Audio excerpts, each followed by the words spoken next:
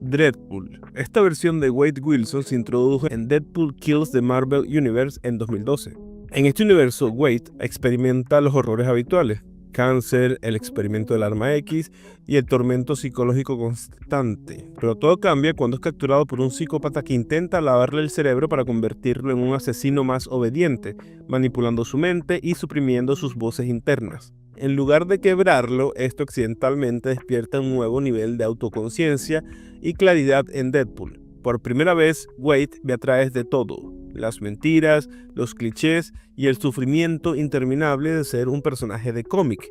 Esta revelación lo vuelve loco. Ya no ve el universo Marvel como un mundo de héroes y villanos, sino como una máquina fría y repetitiva, una que obliga a las personas como él a sufrir para el entretenimiento de la audiencia invisible. Es entonces cuando Wade Wilson se convierte en Deadpool. Se embarca en una masacre sistemática de todo el universo Marvel y ni siquiera los seres cósmicos están a salvo. Mata a los Cuatro Fantásticos, a Spider-Man, a Hulk, a Thor, el Vigilante, y no se detiene ahí. Irrumpe en otras realidades, masacra versiones alternativas de héroes y finalmente apunta a los escritores y lectores de los cómics. Deadpool se convierte en una amenaza a nivel meta, creyendo que la única forma de encontrar la paz es borrar toda la ficción. Sigue bromeando, sigue sonriendo, pero ahora esas ocurrencias vienen con una mirada muerta y una garganta con una hoja. Donde Wade Wilson se aferra al humor y al caos para sobrevivir a su trauma, Deadpool abraza la oscuridad y sus historias posteriores, como Deadpool Kills Deadpool. Deadpool se convierte en el líder de un ejército mortal de Deadpools, malvados de todo el multiverso, todos empeñados en la aniquilación. Se necesita el esfuerzo combinado de las variantes heroicas de Deadpool para finalmente detenerlo. Apenas. The Void, el vacío, es el oscuro alter ego de Robert Reynolds, más conocido como Sentry, uno de los personajes más poderosos y trágicos de Marvel. Sentry es una fuerza radiante del bien con poder de 1.000.000 de soles explotando, y el vacío es su imagen espectacular malvada, una entidad monstruosa y malevolente nacida del miedo, el trauma y la inestabilidad mental de Robert. El vacío no proviene de una fuente externa, vive dentro de Sentry. Es él. Robert Reynolds obtuvo sus poderes a través de un suero experimental de supersoldado, pero lo que debería haberlo convertido en un salvador también fracturó su mente. El vacío surgió como una manifestación de todo lo que Robert llegó a reprimir: su culpa, su autodesprecio, su miedo y su trauma, tomando una forma tangible y horrible. Cuanto más oscuros se vuelven sus pensamientos de Sentry, más fuerte se vuelve el vacío. Y Sentry por sí mismo no puede existir sin el vacío, y el vacío no puede existir sin Sentry. Visualmente, el vacío a menudo se representa como una masa negra cambiante y oscura, a veces con tentáculos y con ojos brillantes. Es capaz de cambiar de forma, tiene telepatía, manipulación del miedo y puede tener la capacidad de detonar una destrucción masiva. En la historia de Stitch, el vacío toma el control por completo y mata a Ares, casi derrota a Thor y estuvo a punto de destrozar el mundo. El vacío le habla a Robert, le susurra en la mente y se burla de su heroísmo. Lo tienta constantemente a perder el control. Y cuanto más Robert intenta ser bueno, más espera el vacío para convertir esa bondad en devastación. Algunas historias incluso insinúan que el vacío podría estar conectado a fuerzas cósmicas más grandes como Null, uniéndolo al tejido mismo de la oscuridad del universo Marvel. En resumen, el vacío no es un enemigo de Sentry, es Sentry mismo. Es la versión de sí mismo a la que teme, y mientras que Sentry viva, el vacío siempre estará ahí, acechando justo debajo de la superficie. Si te está gustando el video, dale like y suscríbete. Muchas gracias. Iron Man 2020. Con el nombre real de Arno Stark, es una de las versiones más moralmente complejas y autoritarias de Iron Man en el multiverso de Marvel. Arno Stark fue originalmente retratado como un futuro descendiente de Tony Stark, pero en la continuidad moderna, especialmente en el evento Iron Man 2020, se le reinventa como el hermano perdido de Tony. Nacido genio, fue criado en secreto y finalmente fue corrompido por una peligrosa mezcla de paranoia, derecho y obsesión utópica. Arno fue diseñado genéticamente por Howard y Maria Stark para ser el hijo perfecto, destinado a heredar el legado Stark. Sin embargo, nació con una enfermedad terminal que lo confinó a soporte vital. Durante años, Tony nunca supo de la existencia de su hermano, y cuando finalmente se conocieron, Arno era brillante, encantador y estaba convencido de que podía reformar al mundo a ser mejor de lo que Tony lo había hecho. Después de la aparente muerte de Tony, o su reconstrucción digital, Arno asume el manto de Iron Man, no como héroe, sino como un autoritario tecnomesía, con hombreras brillantes en forma de engranaje y un traje de Iron Man industrial más agresivo. Lanza una iniciativa para imponer la paz controlando la inteligencia artificial y todas las inteligencias artificiales de los protocolos de la entidad de extinción, convencido de que una amenaza inminente de una fuerza cósmica basada en máquinas debe ser neutralizada preventivamente. Se convierte en la cara de la opresión robótica, suprimiendo los derechos de la IA e intentando forzar a toda la vida sintética bajo control humano. En Iron Man 2020, Arno choca con una rebelión entera de robots pensantes y sintientes, y seres liderados por la inteligencia artificial de Machine Man X-51. Y finalmente el propio Tony regresa de nuevo en una forma digital. Arno cree que está salvando el mundo, pero en realidad está siendo impulsado por la ilusión. Sus versiones de la entidad de extinción, de ese peligro inminente, resultan ser alucinaciones creadas por su condición deteriorada. Su cruzada por el control nunca fue una proyección, fue miedo. Arno, como Iron Man 2020, representa el lado oscuro del futurismo, la creencia de que el progreso requiere dominación, el miedo a la obsolescencia, que debe superar a Tony o ser olvidado, y la ilusión de control, de que el mundo se puede arreglar con la suficiente tecnología y fuerza. No es un villano como tal, es más bien un espejo trágico de Tony Stark, donde el arco y las historias de Tony siempre han sido sobre cómo superar sus defectos. Arno nunca ha tenido esta oportunidad. Él intenta construir un mundo perfecto y se pierde en la maquinaria que creyó que podía dominar. Spider-Man Zombie. En la Tierra 2149, también conocida como el universo de Marvel Zombies, Peter Parker, el amigable Spider-Man del vecindario, sucumbe al virus zombie en la llamada saga de Marvel Zombies. Comienza con un virus misterioso que infecta a los héroes más poderosos de la Tierra, convirtiéndolos en monstruos no muertos impulsados por un hambre insaciable de carne. Pero este virus no les quita la inteligencia ni la memoria. Los héroes infectados todavía saben quiénes son. Simplemente no pueden evitar matar y comer a todos a su alrededor. Y cuando Peter es infectado, inicialmente intenta resistir el hambre, aferrándose a su moralidad y el amor por la tía May y por Mary Jane. Pero el hambre es sencillamente abrumadora. En uno de los momentos más aterradores e impactantes de la serie, Peter devora a la tía May y a Mary Jane y es inmediatamente consumido por la culpa. A diferencia de muchos otros zombies que abrazan sus impulsos monstruosos, Zombie Spider-Man es atormentado por lo que ha hecho. Y a pesar de su cuerpo en descomposición, Spider-Man todavía conserva su agilidad y su fuerza, sus habilidades de trepar paredes, habilidades para lanzar telarañas y su intelecto de genio. Pero ahora están combinados con un daño horrible, carne expuesta y una brújula moral que sencillamente no funciona. A medida que avanza la serie, Zombie Spider-Man se convierte en uno de los pocos infectados que comienza a recuperar cierto nivel de control emocional, lidiando con sus acciones e intentando reafirmar su identidad heroica, aunque el daño ya está hecho.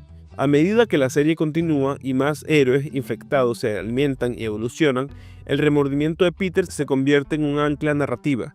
Incluso en su estado corrupto, muestra destellos del héroe que una vez fue, rescatando supervivientes, resistiendo las peores atrocidades e incluso intentando destruir el virus antes de que se propague más. En arcos posteriores, como Marvel Zombie Returns, intenta advertir a otras líneas de tiempo para detener el apocalipsis antes de que comience de nuevo.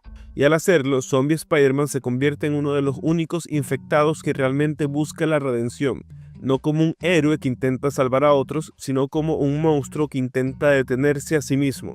Zombie Spider-Man es una idea aterradora, no porque sea el zombie más fuerte, sino porque es el zombie más humano. Goblin Queen, la reina duende, también conocida como Madeleine Pryor, es una mujer nacida como una copia manipulada para la villanía, creada a partir del material genético de Jean Grey y luego se convierte en la reina duende, una hechicera oscura que desata el infierno literal en su tierra de origen. Madeleine fue presentada en Uncanny X-Men número 168 en 1983. Al principio parecía ser una mujer humana común que se enamoró de Scott Summers, también conocido como Cíclope, poco después de la aparente muerte de Jean Grey. Se casaron y tuvieron un hijo, Nathan Summers, quien más tarde crecería para convertirse en Cable. Pero lo que ninguno de ellos sabía era que Madeleine no era solo un doble, era un clon de Jean Grey, creado por Mr. Siniestro como parte de un plan retorcido para engendrar un poderoso heredero mutante.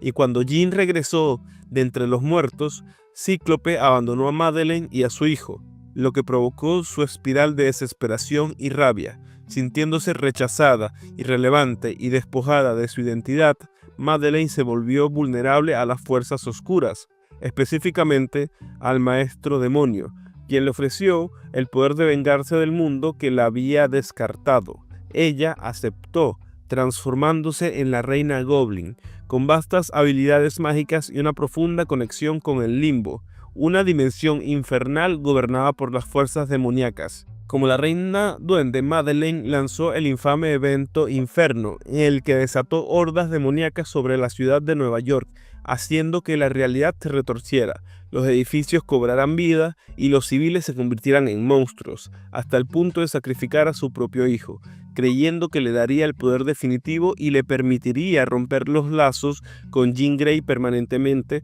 y luchar contra los X-Men y contra X-Factor. Aunque finalmente murió en Inferno, la historia de Madeleine no terminó ahí. Fue resucitada varias veces, a menudo regresando con una fuerza vengativa e inestable, todavía lidiando con el hecho de que fue creada, no nacida, y que su existencia siempre ha sido definida por la sombra de otra persona. La reina duende empuña una combinación de poderosa hechicería mejorada por pactos demoníacos, habilidades psiónicas heredadas de su origen como clon de Jean Grey, y manipulación y seducción, a menudo atrayendo a otros a su lado, especialmente al lado demonio. A diferencia de muchas versiones malvadas de héroes, ella no eligió la oscuridad de inmediato. La encontró, explotó su dolor y la transformó en algo aterrador.